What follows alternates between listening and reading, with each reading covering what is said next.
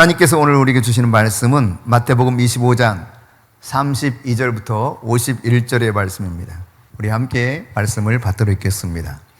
무화과 나무의 비유를 배우라. 가지가 연하여지고 잎사귀를 내면 여름이 가까운 줄을 아나니, 이와 같이 너희도 이 모든 일을 보거든 인자가 가까이 곧 문 앞에 이른 줄 알라.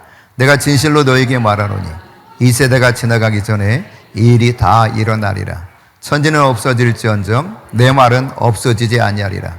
그러나 그날과 그때는 아무도 모르나니 하늘의 천사들도 아들도 모르고 오직 아버지만 아시느니라. 노아의 때와 같이 인자의 임함도 그러하리라. 홍수전에 노아가 방주에 들어가던 날까지 사람들이 먹고 마시고 장가들고 시집가고 있으면서 홍수가 나서 그들을 다 멸하기까지 깨닫지 못하였으니 인자의 임함도 이와 같으리라. 그때 두 사람이 밭에 있음에 한 사람은 데려가고 한 사람은 버려둠을 당할 것이요, 두 여자가 맷돌질을 하고 있음에 한 사람은 데려가고 한 사람은 버려둠을 당할 것이니라. 그러므로 깨어있으라. 어느 날에 너희 주가 임하는지 너희가 알지 못함이니라. 너희도 아는 바니 만일 집주인이 도둑이 어느 시각에 올 줄을 알았더라면 깨어있어 그 집을 뚫지 못하게 하였으리라. 이러므로 너희도 준비하고 있으라. 생각하지 않은 때에 인자가 오리라. 충성되고 지혜 있는 종이 되어 주인에게 그 집 사람들을 맡아 때를 따라 양식을 나눠줄 자가 누구냐. 주인이 올 때에 그 종이 이렇게 하는 것을 보면 그 종이 복이 있으리로다. 내가 진실로 너에게 이르노니 주인이 그의 모든 소유를 그에게 맡기리라.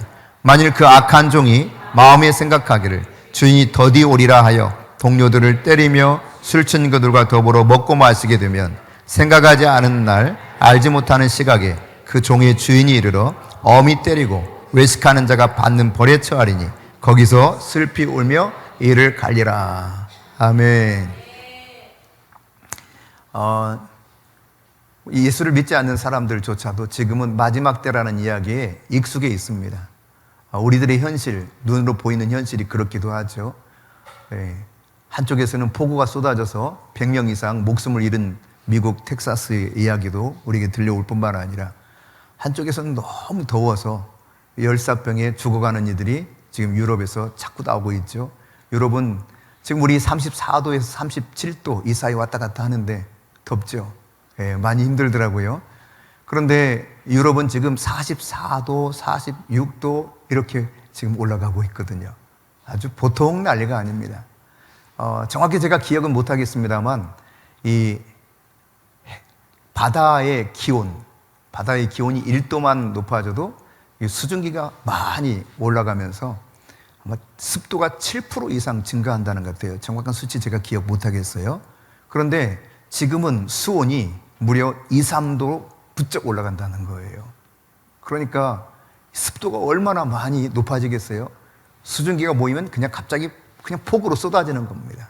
우박이 떨어지기도 하고, 너무 더워서 도로가 여러분 중국에서도 그렇고 미국에서도 그렇고 갑자기 도로가 푹 튀쳐나왔죠?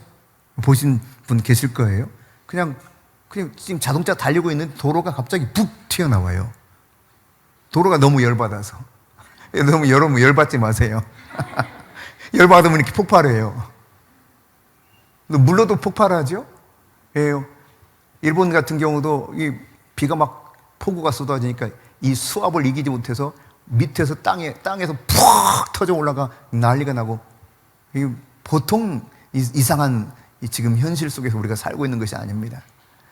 그런데 여러분, 제자들도 궁금했어요. 도대체 주의 임하심과 세상 끝에는 무슨 징조가 있겠습니까? 그러니까 언제 주님 오시는 거예요 도대체?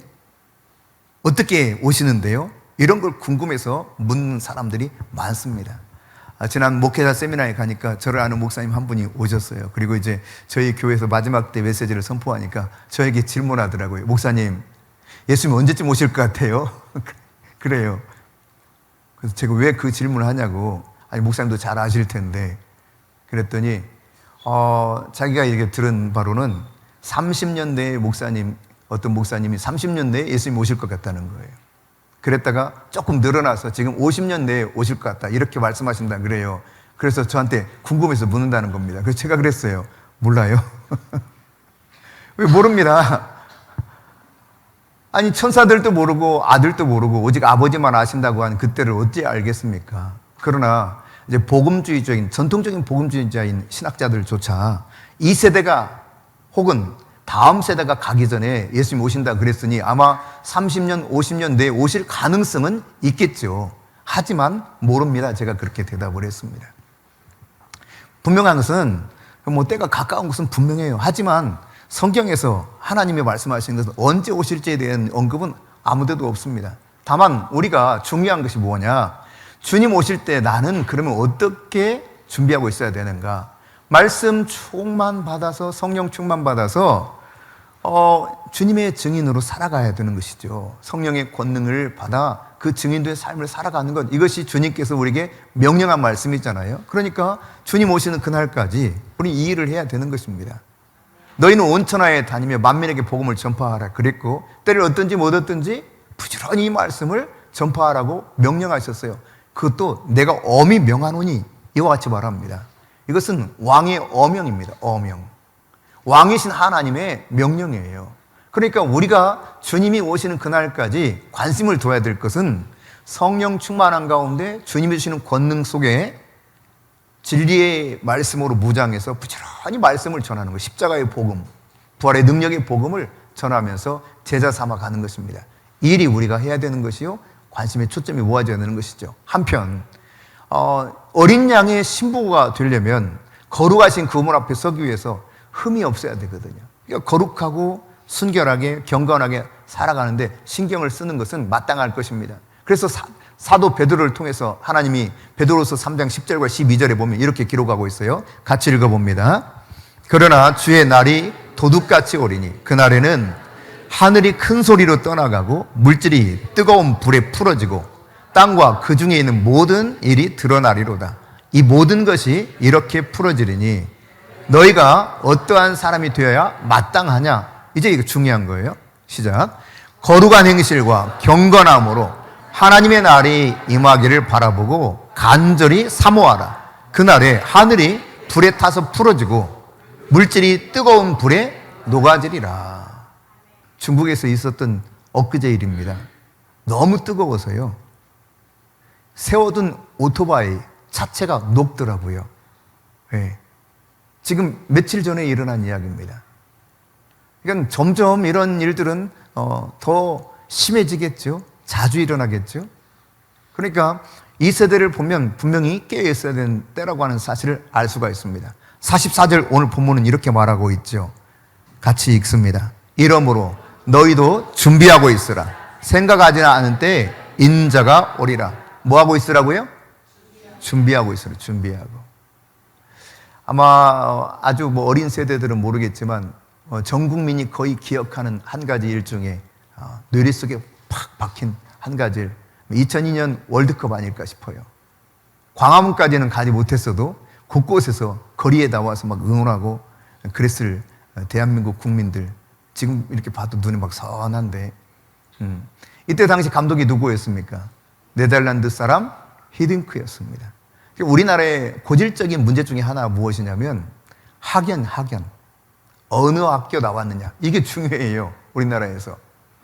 그래서 축구 국가대표 선수들을 선발할 때도 어느 학교 나온 감독이냐에 따라서 이제 그들이 국가대표로 선발되느냐 안 되느냐가 결정되는 때가 많았습니다, 실제로. 이런 문제들을 이제 타파하고 정말 월드컵을 우리나라에서 개최하는데 어떻게 하면 조금 더 좋은 성적을 낼 수 있을까 해서 히딩크를 데려왔고, 히딩크가 했던 일들 가운데 다양한 일들이 있지만 체력 훈련은 엄청 시켰다 그러죠. 대한민국 국가대표 선수들을 보니까 처음에는 잘 뛰는데 나중에는 그냥 죽죽 쳐져서 도무지 제대로 뛰지를 못하더라는 거예요. 90분을 끊임없이 뛸 수 있는 체력을 연마한다고 체력 훈련을 엄청 시켰다고 그러는데 그 전에 어떤 일이 있었느냐, 이게 참 중요해요.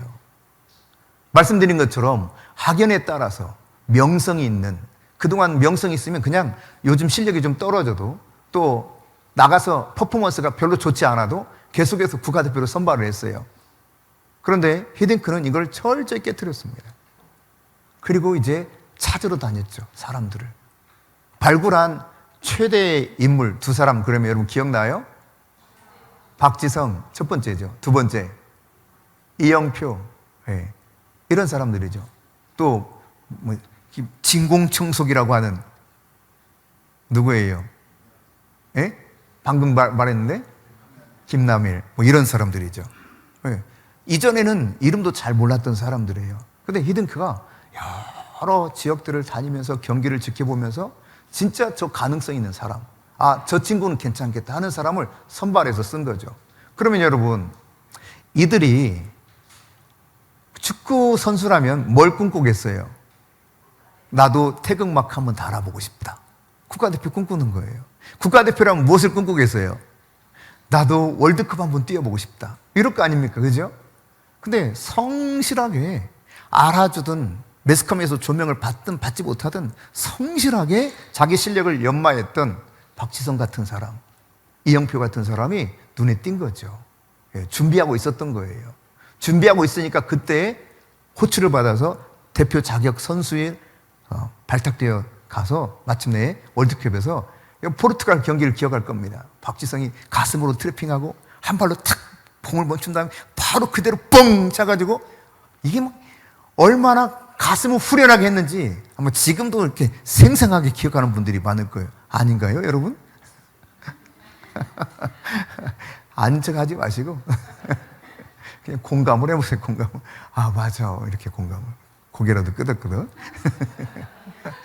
근데 여러분, 왜 그렇게 발탁될 수 있었다고요? 예, 꾸준히 준비하고 있었기 때문에 언젠가는 나도 발탁되어서 국가대표에 들어가리라. 그럼 나는 부지런히 준비하고 있어요. 끊임없이 자기 실력을 연마하고 준비하고 있었던 겁니다. 공부 잘하는 애들은요, 늘 시험을 준비해요. 얄미워. 뭐하냐? 공부해. 왜? 시험 준비한대. 지금 멀었는데? 벌써부터 해요. 근데 걔네들은 다 준비하거든요. 차근차근. 그랬다가 무슨 과목, 무슨 과목 다 끝났고 이제 무슨 과목만 최종적으로 하면 된다. 이게 딱 자기의 이 스케줄이 나와 있습니다. 누가 시키지 않아도 그냥 준비하고 있어요. 준비하고 있는 사람은 결과가 나옵니다. 그러나 준비하지 않고 벼락치기 하는 사람은요, 벼락 맞아요. 성적이 벼락 맞는다고. 자, 오늘 예수님의 말씀, 이 24장과 25장 마태복음은 지난번도 말씀드렸던 것처럼 감람산 강화라고 별명이 있다 그랬잖아요. 그러니까 이 예수님이 붙잡혀서 십자가에 돌아가시기 전, 바로 그 전에 말씀하셨던 아주 중요한 교훈이 여기 담겨 있습니다. 마태복음 24장과 25장의 말씀이에요. 근데 24장과 25장의 말씀은 죽음을 앞둔 예수님의 말씀이라는 것을 상기해 보면 굉장히 중요한 말씀이다. 이거 정말 소홀히 들어서는 안 되는 말씀이라는 사실을 누누이 제가 강조드립니다. 그러니까 주님께서 매우 중요하게 지금 제자들에게 말씀하셨던 내용이 이 내용이에요. 이 내용. 우리가 살펴보고 있는 24장, 25장까지 쭉 계속 살펴보려고 합니다. 자, 오늘 우리가 이미 지난번 살펴봤지만 24장 3절에서는 뭐라고 말하고 있습니까? 주님께서 감람산에 있을 때 제자들이 질문해요. 주님이 이제 그 마지막 때에 대한 이야기를 하시니까 그러면 주의 임하심과 그 세상 끝에는 무슨 징조가 있겠습니까? 질문하거든요. 근데 이런 징조가 있을 것이다 쭉 설명하신 다음에 오늘 본문 32절, 33절에서는 뭐라고 말씀하시느냐? 이 모든 일을 보거든 무화과 나무에 잎사귀가 나면 여름이 가까이 온 줄 너희들 알지? 이렇게 질문하죠. 유창아 맞니? 예.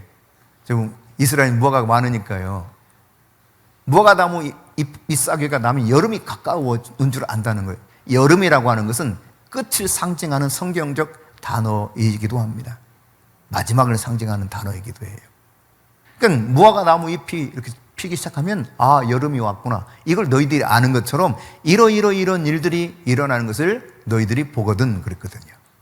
그러니까 기근이 일어나고 지진이 일어나고 난리와 난리 소문이 있고 여러 사망이 막 이 세상을 휩쓸고 이런 것들을 볼 때 이제 문 앞에 이른 줄 알라 이렇게 말씀하세요.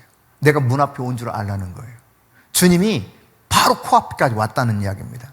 여러분, 이 세상을 보면 주님이 진짜 문 앞까지 다 오셨구나, 이제 곧 문만 열고 들어오시면 끝이구나 라고 하는 상황들을 목격하면서 우리가 살아가고 있습니다. 여러분 마음 문 앞에 와 계시는 거예요. 지금 그분이 당장 문만 들어오고 나면 끝이 나는 이런 상황이라는 이야기죠. 여러분, 말세의 이런 징조들을, 우리가 성경에서 말하고 있는 이런 징조들을 눈으로 보면서 살아가고 있잖아요. 그렇죠? 예. 귀로 듣고 눈으로 보면서 살아가고 있는 시대가 지금 우리가 살고 있는 시대입니다. 그런데 예수님 이런 말씀하셔도요, 사람들이 잘 안 믿어요. 의심해요. 그래서 의심하는 사람들, 34절 35절에 이들에게 주님이 말씀하시는 거예요. 같이 읽습니다. 내가 진실로 너에게 말하노니 이 세대가 지나가기 전에 이 일이 다 일어나리라. 천지는 없어질지언정 내 말은 없어지지 아니하리라. 무슨 말입니까?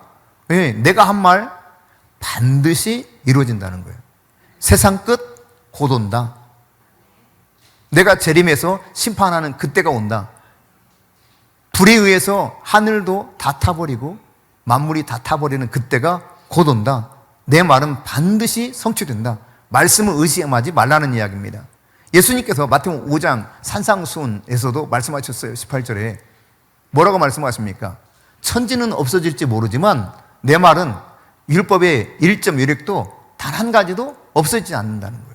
다 이루어진다는 것입니다. 그러니까 하나님의 말씀은 전적으로 100% 성취됩니다.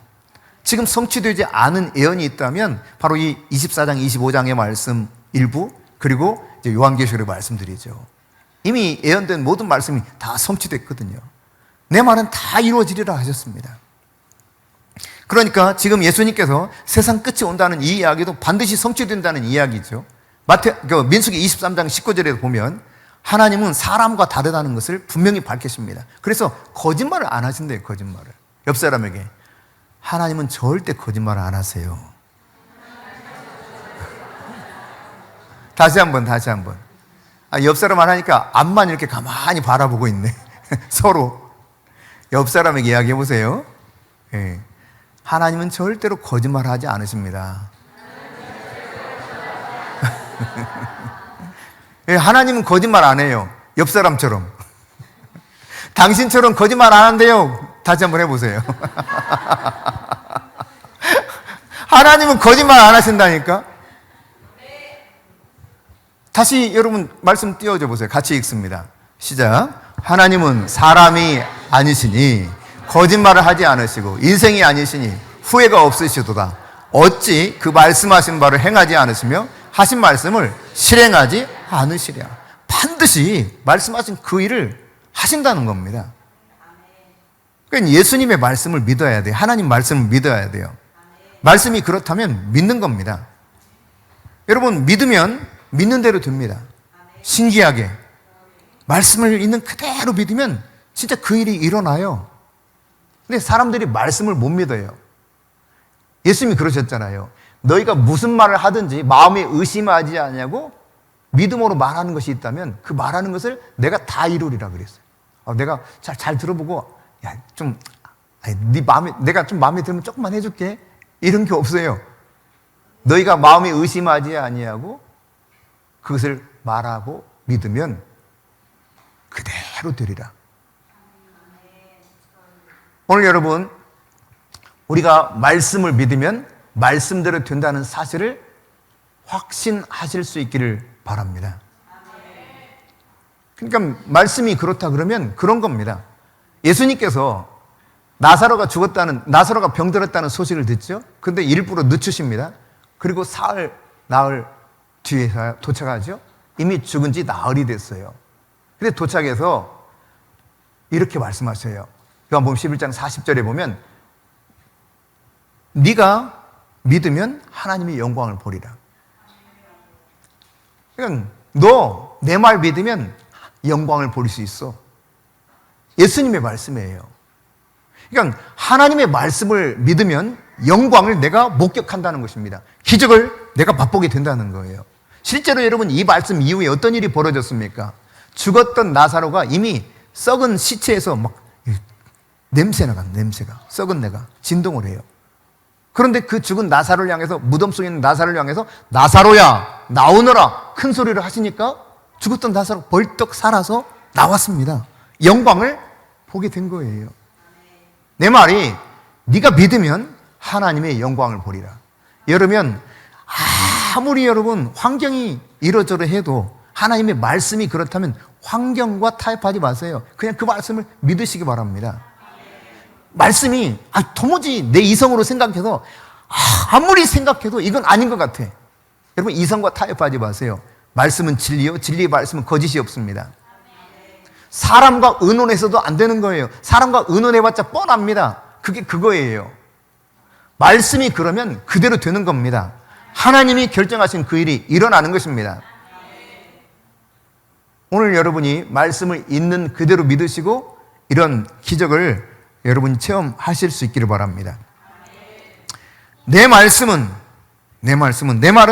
천지 없어져도 내 말은 절대로 없어지지 않는다. 이렇게 말씀하신 다음에 주님께서 36절에 그러나 그랬어. 그러나 그렇지만 그 날과 그때는 어떻다?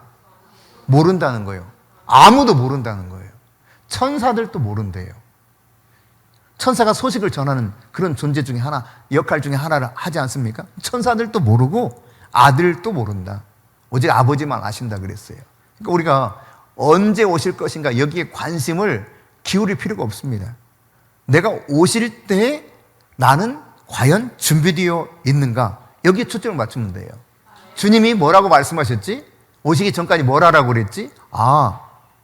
권능을 받고 예루살렘과 온 유다와 사마리아 땅끝까지 이르러 내 증인이 되리라 하시면서 부지런히 이 말씀을 세상 모든 곳에 전하라 그러셨구나.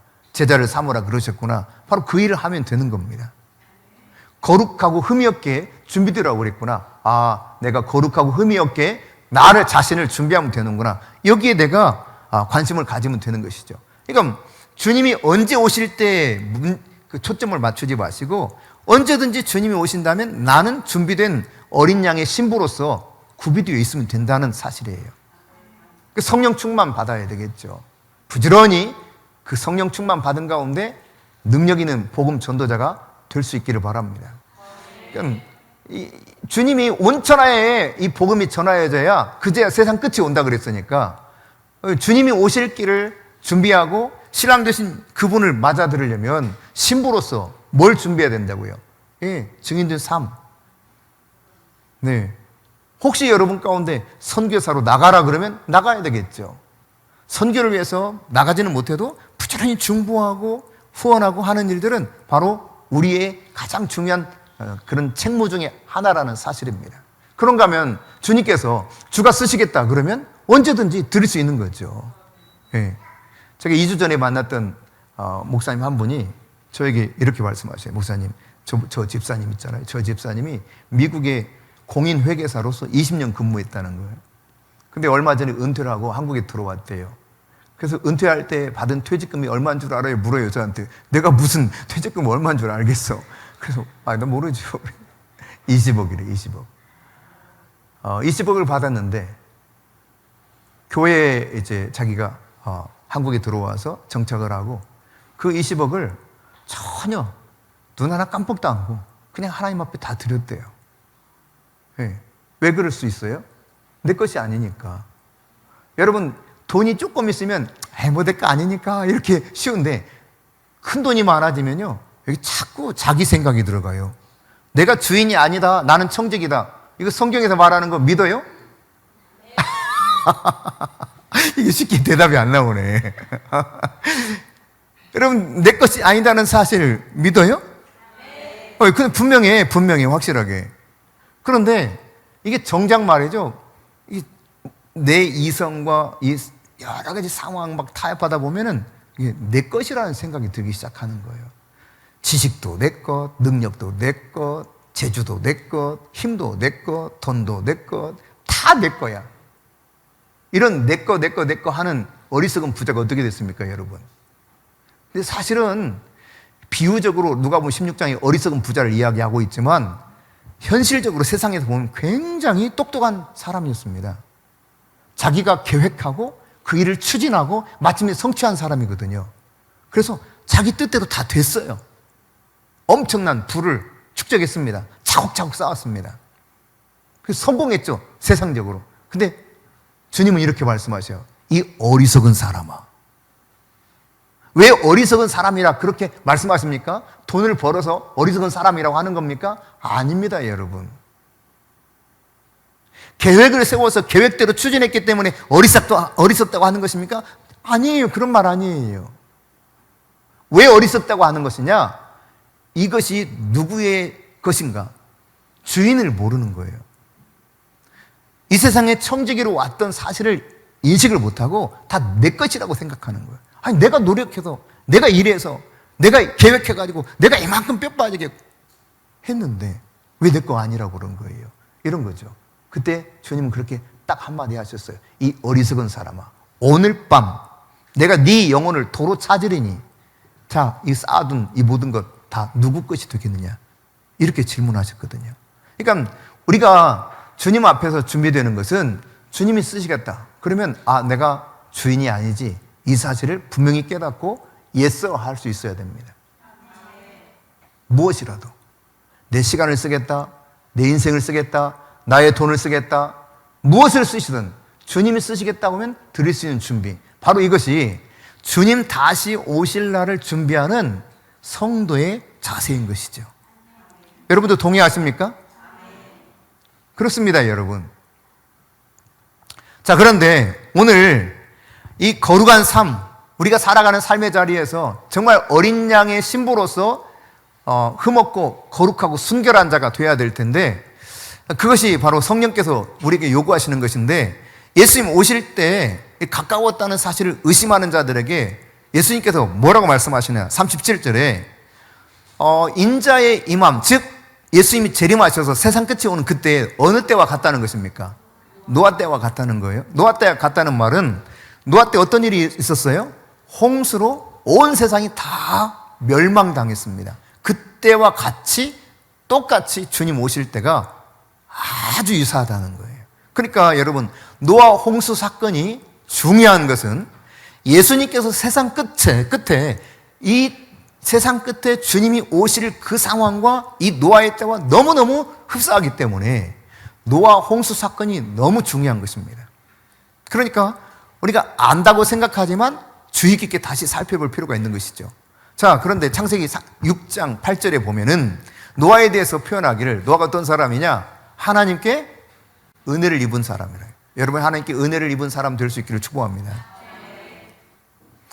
하나님께 은혜를 입은 사람이었어요. 그런가 하면 9절에서는 그가 의인이요 또 당대의 완전한 자라 하였고 더불어서 하나님과 동행했다라고 말합니다. 여러분, 그는 하나님과 동행하면서 의로운 자로서, 완전한 자로서 그 시대를 살아갔던 사람이었어요. 이것이 노아를 바라보는 하나님의 평가였어요. 그런데 세상 사람들은 노아를 보면서 뭐라고 평가했을까요? 와, 진짜 완전해, 이렇게 평가했을까요? 여러분 같이, 여러분처럼, 여러분이 만일 노아 시대에 살아, 그리고 노아를 바라봐. 노아를 바라보면서 뭐라고 여러분이 한마디 하고 싶은 생각이 들 것 같아요? 노아, 좀 생각해 봐야 되는 거 아니야? 그러다가 시간이 지나가면 한 1년, 2년, 10년 지나가면 노아, 혹시 병원 가봐야 되는 거 아니야? 이러지 않겠어요? 그러다가 한 70년 지났네? 쟤는 안 돼, 쟤는 안 돼. 이제 말도 꺼내지 않으려고 할 겁니다. 이게 사람들의 평가와 하나님의 평가가 너무 달라요. 그러니까 세상에서는 크레이지 보이야. 좀 미친 사람이죠. 미치지 않으면 한 저렇게 살 수가 없는 거죠. 그러니까 돈 거죠, 돌아서. 네. 근데 하나님의 평가는 은혜를 입은 자요, 의인이요, 당대의 완전한 자요, 하나님과 늘 동행했던 자다. 여러분은 무슨 평가에 더 마음을 빼앗깁니까? 그리스도인조차도 하나님의 평가보다 사람의 평가에 전전긍긍할 때가 참 많습니다. 그러다 보니 자꾸 위선적이 되는 거예요. 마태복음 23장에 왜 바리새인과 서기관들에게 주님께서 화가 있다 그런지 아십니까? 그들이 진리를 따라 살고자 하는 노력을 하지 않아서입니까? 오히려 더 열심히 진리를 따라 살고자 했습니다. 더 철저하게 누구보다도. 그런데 그들에게 화가 있다라고 선포하시죠. 왜 그랬어요? 위선적인 삶을 살았기 때문에 그렇습니다. 외식한 자라고 말하고 있지 않습니까? 오늘 여러분, 노아에 대해서 이처럼 하나님께서 분명하게 말씀하시고 그 다음 노아에 대해서 이런 평가를 내리신 다음에 자, 당대의 그런 사람들은 어떻게 하나님이 보셨는가? 멀쩡한 이성적인 사람들이에요. 합리적인 사람들입니다. 그런데 하나님께서 뭐라고 보시는가? 11절 12절입니다. 시작. 그때 온 땅이 하나님 앞에 부패하여 포악함이 땅에 가득한지라 하나님이 보신즉 땅이 부패하였으니 이는 땅에서 모든 혈육 있는 자의 행위가 부패하였음이었더라. 그러니까 하나님의 평가는 굉장히 논리적이고 이성적이고 합리적으로 살아가는 저들을 향해서 썩어 빠졌다는 거예요. 아주 부패했다는 것입니다. 여러분 5절과 6절에서는 무엇을 말하고 있어요? 죄악이 세상에 가득하다는 것입니다. 생각하는 것마다 다 악한 일을 생각한다는 거예요. 그래서 하나님께서 어떻게 하셨느냐? 땅 위에 사람 지으심을 뭐라고 하셨다고요? 한탄하시고 마음에 근심하셨다. 제가 금요일 날 하나님의 감정 단어에 대해서 말씀드린 적이 있어요. 신약의 하나님의 감정 단어가 뭐냐면 스프랑크니즈마이, 그러니까 불쌍히 여기사 그런 말이에요. 이게 하나님의 감정을 표현하는 단어입니다. 이 창자가 끊어질 듯한 고통을 느끼는 불쌍히 여기는 마음이에요. 그런가 하면 구약의 감정 단어는 바로 이 단어입니다. 한탄하사, 근심하사. 하나님의 감정이 너무 힘들어, 너무. 인간의 그 이해하는 그 감정 단어로 표현하자면 너무너무 하나님이 힘들어서 결정한 것, 그게 세상을 다 멸망시키기로 결정한 거예요. 사람을 지으신 것을 후회하셨어요. 여러분 생각해 보세요. 여러분이 자녀를 열을 낳았어. 근데 9은 너무너무 마음에 들어. 아니 반대다. 9이 얼마나 지질이 말을 안 듣고 아주 막 정말 세상에서 저런 인간 태어나지 말았어야 했는데 하는 인간들이 돼버렸어요. 9이. 하나는 그래도 괜찮은데. 자, 그렇다고 여러분, 그 9을 이놈들 도저히 안 되겠다 하고 일부러 여러분이 죽여버려요? 아마 그렇게 못할 거예요. 근데 지금 하나님이 그런 작정을 하신 거예요. 사실 이게 얼마나 어려운 결정인가를 알아야 돼요. 우리가 이해를 해야 돼요. 하나님이 사람을 만드실 때 자기 형상처럼 만드셨거든요. 온 우주 만물을 다 창조하시고 이 사람에게 자기의 뜻대로 이것을 너가 청지기처럼 좀 잘 다스리고 정복해 주면 좋겠어. 맡긴 거예요. 그런데 이 사람이 악해가지고요. 전혀 하나님 뜻과 상관없는 짓만 하는 거예요. 아주 썩어 빠진 이 생각을 가지고. 온 세상이 죄로 가득하니까 하나님의 결정이 마침내 노아야, 내가 더 이상은 안 되겠어. 너를 통해서 내가 새로운 세상을 만들겠으니 이 세상 다 모든 사람들을 내가 다 쓸어 멸망하게 될 거야. 이 땅과 함께 다 멸절을 시킬 텐데 너는 지금부터 뭘 하라고 명령하시느냐? 14절에 보면 방주를 만들어라고 그래요. 방주를. 고페르나무로 방주를 만들어라. 여러분 중요한 것은 6장 22절에 말씀하고 있는 것처럼 노아가 하나님이 명령하신 그대로 다 준행했다는 사실입니다. 이게 중요해요. 명령대로 했다. 같이 해봅시다. 하나님의 명령대로 노아는 다 준행하였다. 이게 굉장히 중요합니다. 여러분 하나님의 말씀이 있으면 이성으로 믿어지든 믿어지지 않든 환경적으로 이게 가능하다고 생각되든 그렇지 않든 이게 지금 손해를 볼 것 같은 아니면 아닐까? 뭐 생각이 들든 말든 따질 필요가 없습니다. 하나님이 말씀하시면 그냥 하는 거예요. 사람들이 이해를 못하고 조롱하고 비웃고 짓밟는다 할지라도 하나님이 말씀하셨다면 그 일을 하는 겁니다. 왜 저렇게 어리석은 일을 해? 할 때가 있겠죠. 여러분 하나님은 여러분이 하나님을 알아가면 어떤 일이 벌어지냐면 가끔요 자주 그러면 힘들어. 근데 아주 가끔 진짜 전혀 상상을 초월하는 이상한 것을 말씀하실 때가 있어요. 이거 해, 저거 해. 아니, 왜 이걸 하시라는 거야? 이해가 안 돼, 이해가 안 돼. 이거 하면 큰일 날 것 같은데 이렇게 하라 그래. 아니, 왜 이러시는 거예요, 진짜 하나님? 이거 아니잖아요? 막 이런 생각이 들어요. 근데 그거 하라 그래요. 오늘 여러분 노아가 그랬습니다. 노아가 받은 명령이 뭐라고요? 방주를 만들라는 거예요. 방주를. 황당한 명령이었습니다. 말도 되지 않는 것을 시키실 때가 있단 말이죠. 근데 이 방주가 말이죠. 지금으로부터 한 몇 년 전인지 모르겠네. 저희 큰딸이 졸업할 땐 아니다. 그 이후에 우리 유빈이랑 수건이가 졸업할 그 무렵인가 보다. 그때 한번 미국에 들렀을 때 켄터키주를 방문했습니다. 그래서 거기 아크 인카운터 뮤지엄이라고 하는 곳을 들렀어요.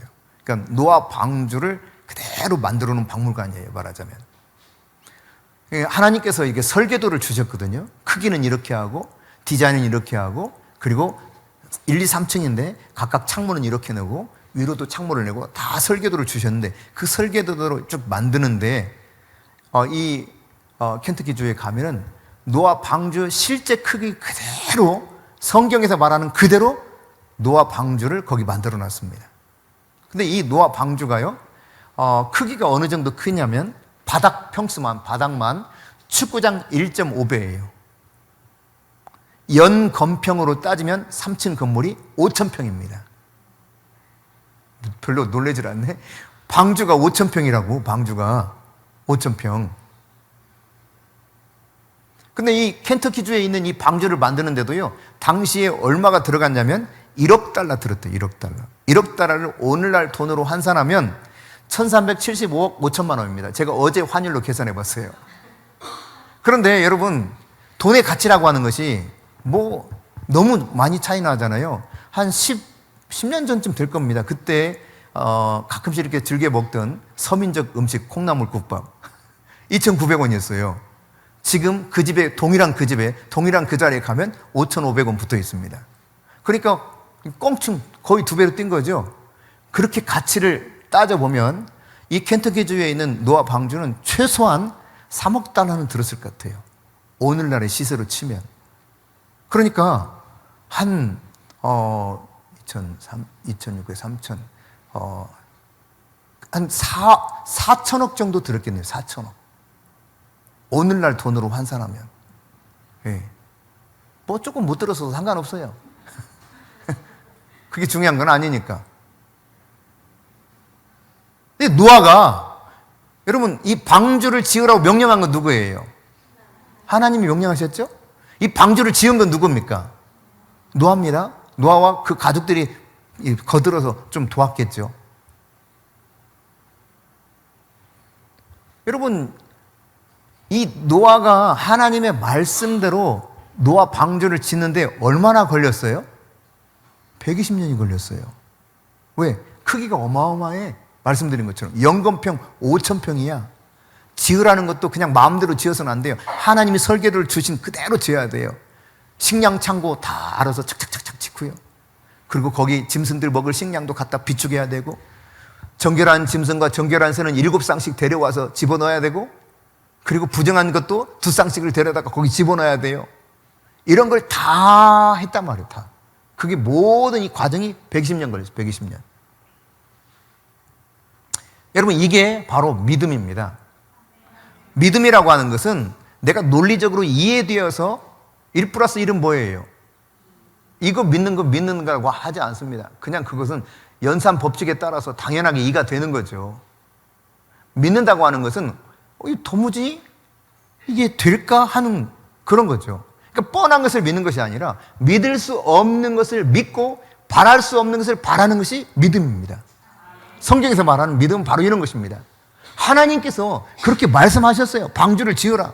그러니까 내가 세상 끝에 내가 이제 지금 이 홍수로 이 세상을 다 멸망시킬 텐데 너 방주를 지으라. 그러니까 그것을 믿고 방주를 짓는 거예요. 이게 신앙인 것입니다, 여러분. 여러분, 물로 심판을 받아서 인류가 다 멸망당할 때 노아와 노아 가족이 구원을 받았는데 왜 그럴 수 있었습니까? 그들이 왜 구원받았어요?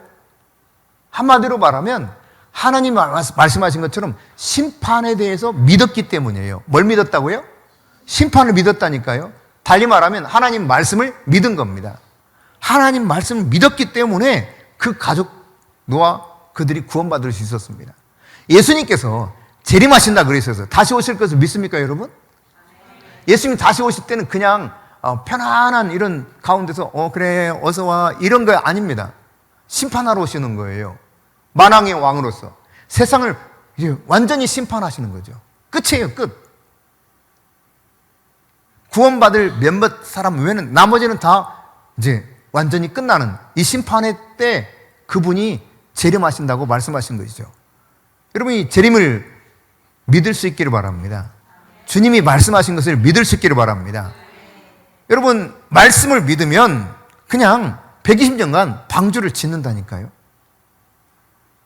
언제 비가 올 거니까 그때까지 해라 이런 게 없습니다. 그냥 방주를 만들라 이게 다예요. 어떤 징조가 있으면 그때까지 너 해야 되니까 부지런히 서둘러 이런 것도 없어요. 오로지 방주를 만들라. 땅에 깊은 샘들이 던지고 위에 하늘의 창들이 열려서 이 물이 그냥 가득해가지고 홍수로 멸망하는 때가 올 테니 너는 방주를 만들라. 그게 다입니다. 그러니까 말씀을 우리가 들으면 그 말씀을 믿고 방주를 지었던 것처럼 오늘 우리는 그냥 그저 하라는 대로 하면 되는 겁니다. 그게 성도가 해야 될 마땅한 본분이죠. 예, 이것만 있다 그랬어요. 그리스도 예수에게는. 아니요가 없다는 거, 아니요가. 그러니까 주님이 말씀하신다면 그 순종하는데 토를 달 필요가 없습니다. 핑계를 댈 이유가 없어요. 그냥 순종하면 되는 거예요. 근데 요즘 성도들은 조금만 해도 자꾸 토를 달아. 막 입이 이렇게 나와요. 입이 막 나와, 입이. 우리 할머니가 저한테 입 좀 집어넣어라 이놈아 그랬는데 제가 화가 나면 입이 나오니까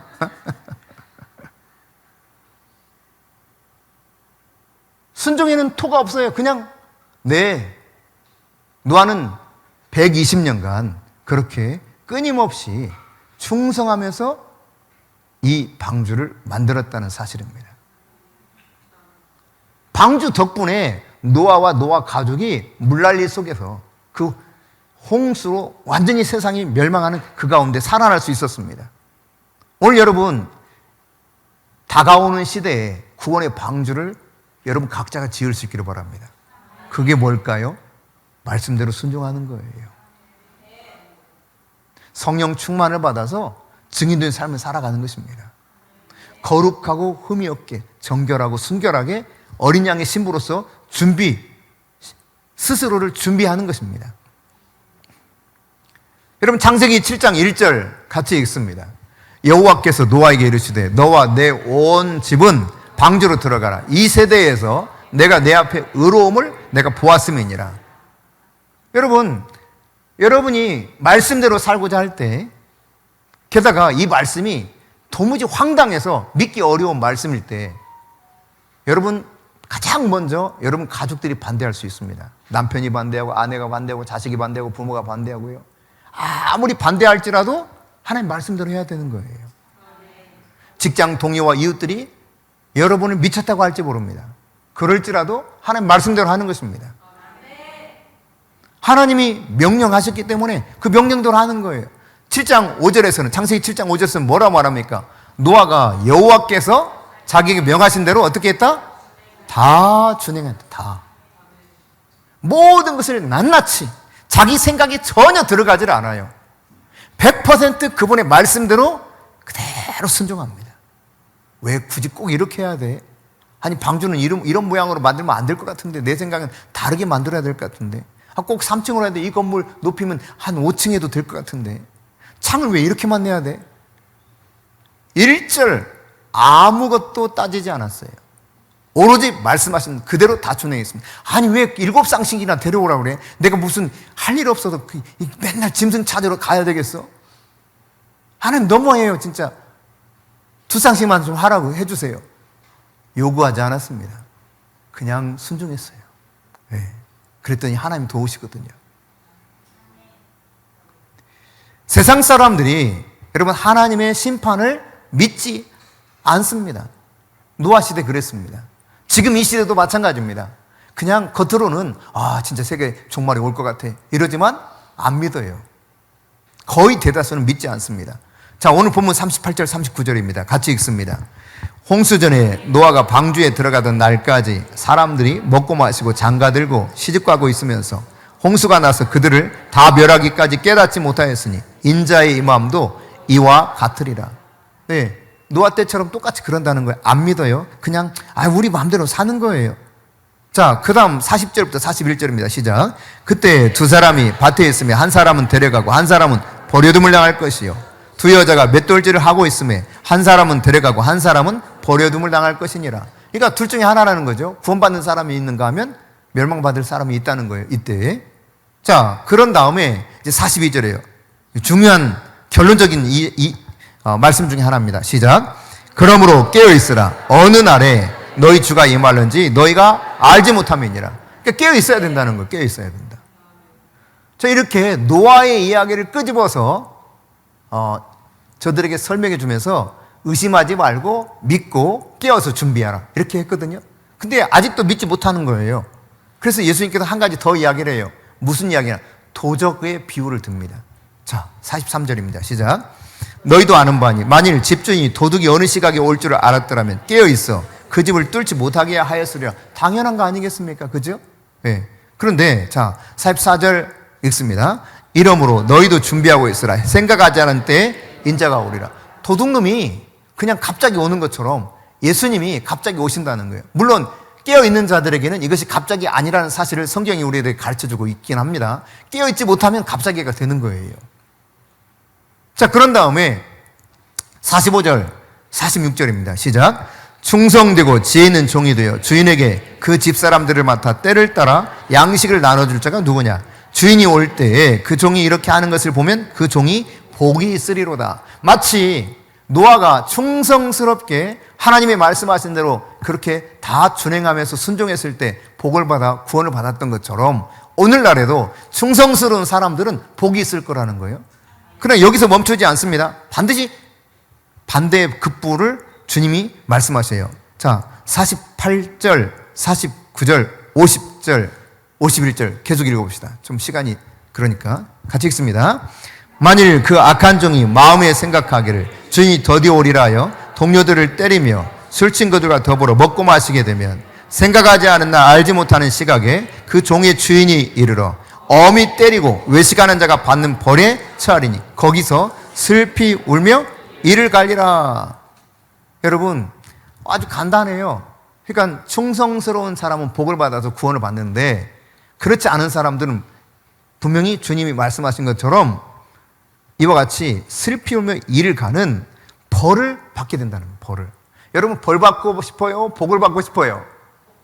글씨는 비슷하다. 벌, 복. 그죠? 글씨가요, 뭐 거의 비슷하네. 왜 비슷하게 살아갈지 몰라요. 그러나 순종하는 사람은 복을 받고 충성하는 사람은 복을 받고 그렇지 못한 사람은 벌을 받아서 슬피 울며 이를 가는 때가 오는 거죠. 노아 때처럼. 예. 그러므로 여러분, 오늘 이런 악한 종을 잘 눈여겨보십시오. 그들의 특징 하나는 48절에서 읽었던 것처럼 주인이 뭐라고 그래요? 아유, 바로 안 와. 늦게 올 거야.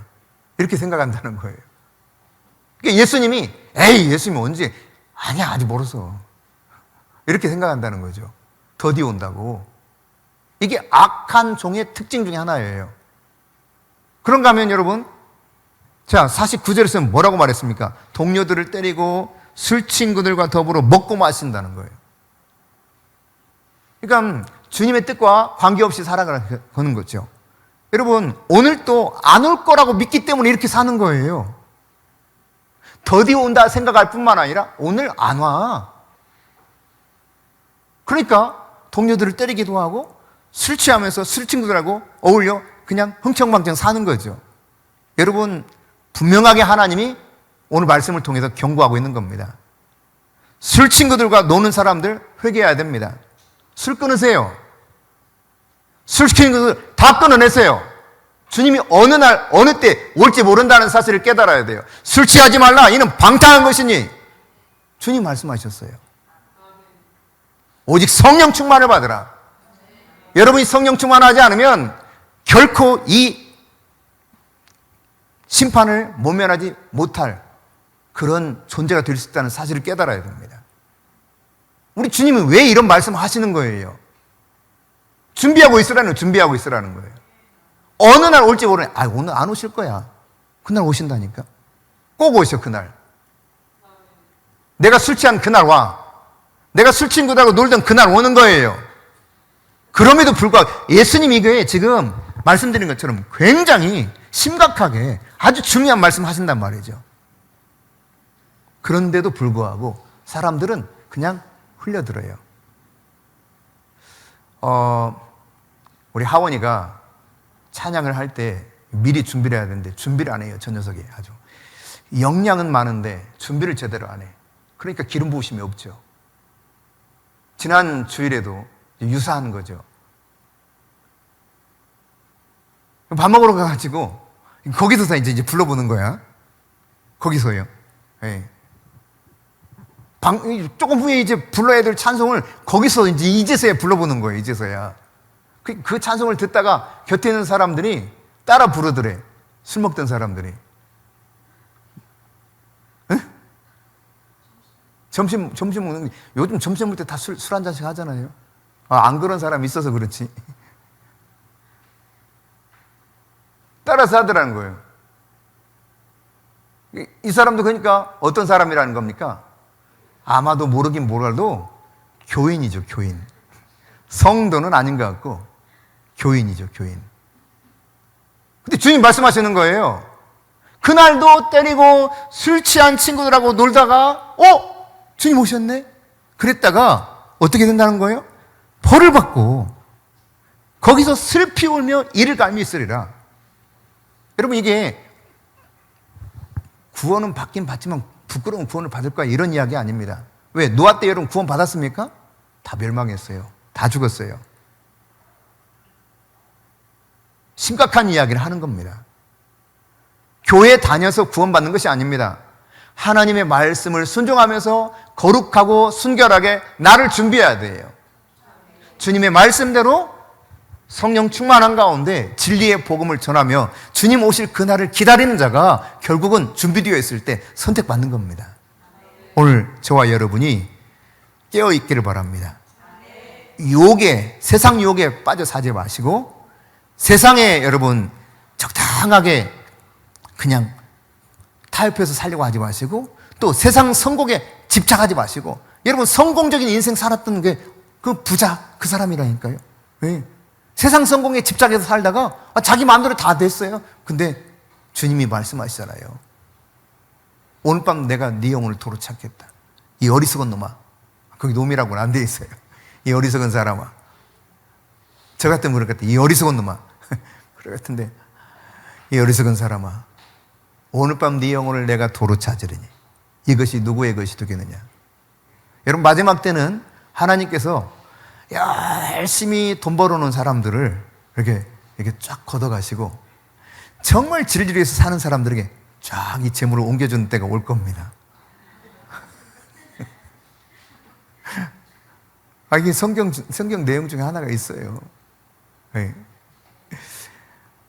여러분, 세상 성공에 집착하지 마시고 진리를 따라 사실 수 있기를 바랍니다. 예수님을 바라보면서 거룩하고 순결하신 그분을 닮아갈 수 있기를 축복합니다.